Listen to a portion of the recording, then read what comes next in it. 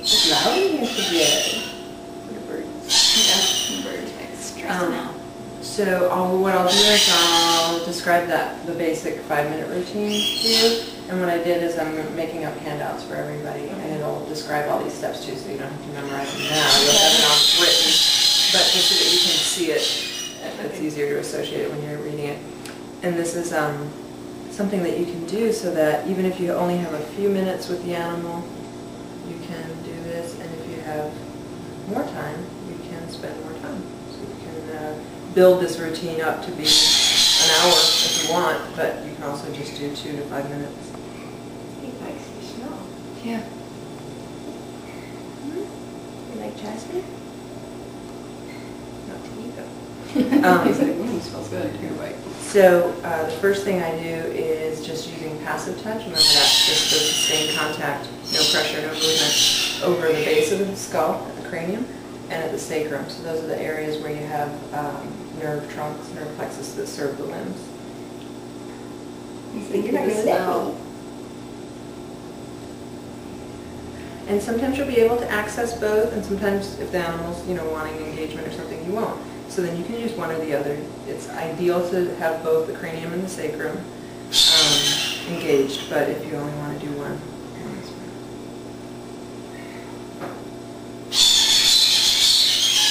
And you want to just stay there until you get a relaxed response, which the yawning is one. Licking, chewing, blinking, changing their breathing pattern, laying down, being comfortable. Those are all positive feedback that the parasympathetic nervous system is taking over, so that's the relaxing, rest part of their system. And the tremoring for him, is an interesting behavior. We had some success kind of limiting it, but I would turn a little bit of a blind eye to it as long as he's giving you other feedback. When you're further into the massage, you might be able to help influence that more. So after you've gotten a response from the parasympathetic system, then you can just start doing some gentle stroking down the spine. So this is your effleurage stroke is a technical name for it, but we can just call it stroking or petting. It's just a nice light touch. You're just wanting to engage the skin, the hair, the sensory nerves on the surface, and the connective tissue underneath the skin. So not quite working on the muscular system yet, but just on the external systems.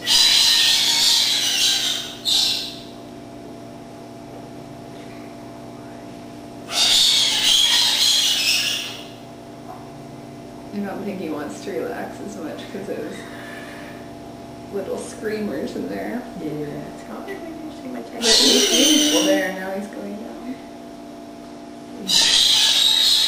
Like when she was done with him last time, he was drooling. It was so funny. He loved it. I'm getting relaxed just watching.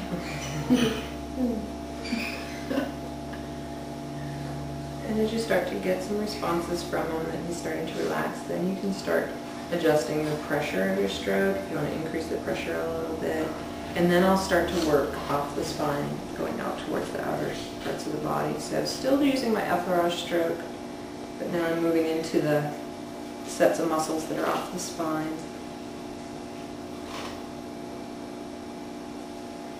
And then I'll gradually work out the limbs. If you have the animal on one side, you can work all the way down that side, all the way out, to the digits, and then down the back.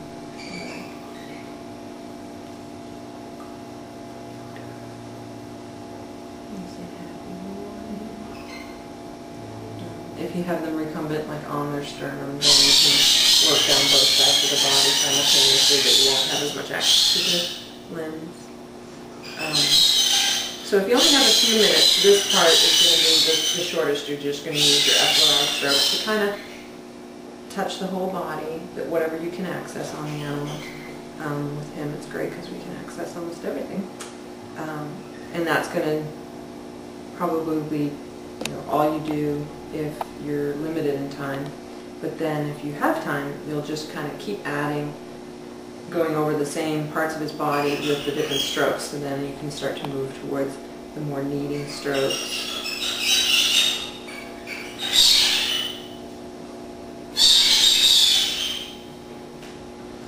feel specific areas where the muscle doesn't feel loose, like it's kind of resisting your pressure, then you might want to spend a little extra time to focus on that muscle. But like in him, he's pretty healthy, his muscular body is pretty symmetrical, and the muscles are pretty good tone, so even just giving them all a little bit of attention is sufficient.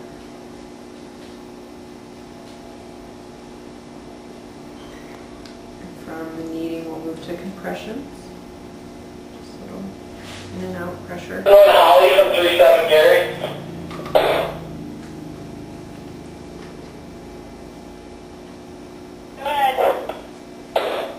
Go to suits. And compressions will be most typically the most relaxing of the strokes. Effleurage and compressions tend to be very sedating, so they're nice if you're trying to just kind of create a sense of calm. The petrissage will be a little more, not stimulating from a nervous standpoint, it's relaxing to the mind, but it's stimulating to the body. So if you're really concentrating on trying to get some relaxation response, then you might leave the petrissage out and just use compression. Yeah, that's the lifting. Compressions and petrissage really have the same physiological effects on the body. They're just different approaches to doing it, so you don't have to do both. You can use one or the other, depending on what result you want. Good.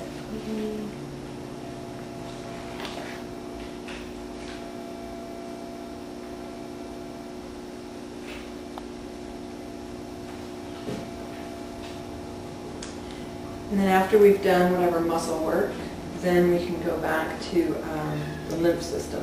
So we've done nervous system engagement with the stroking along the back and the cranio-sacral. We've done muscle work with the petrissage and compressions. If we want, we can even do Deepening. Again, that would be stimulating. So now that I have him relaxed, I'm going to leave Deepening out. So then I would want to do lymph system, which if I can get access to the chest,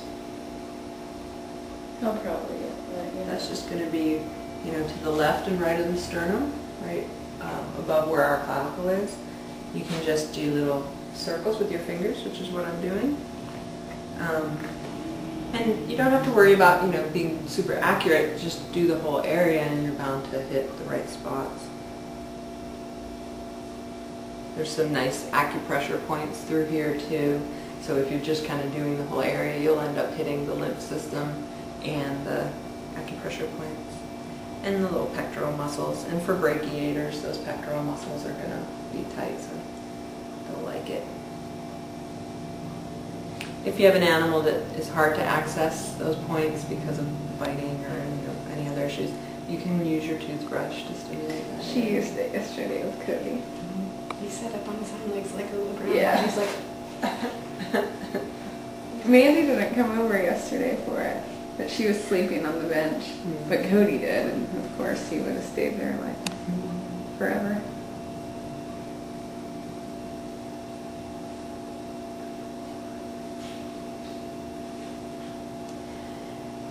In terms of Yoda with the tremoring, I know that's kind of a concern for you guys. You get questions about if is he cold, is he scared, that type of thing.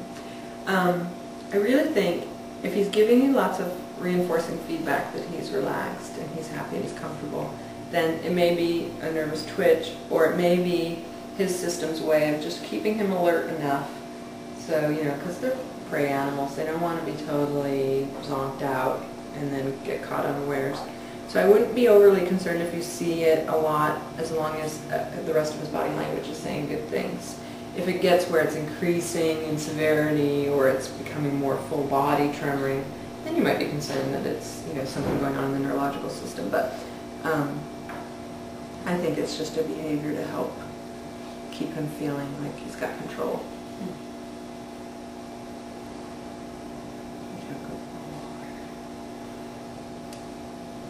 Minimum of 30 seconds over this area if you can, and you can stay there as long as you want, but you probably don't really need to do much more than 3 to 5 minutes.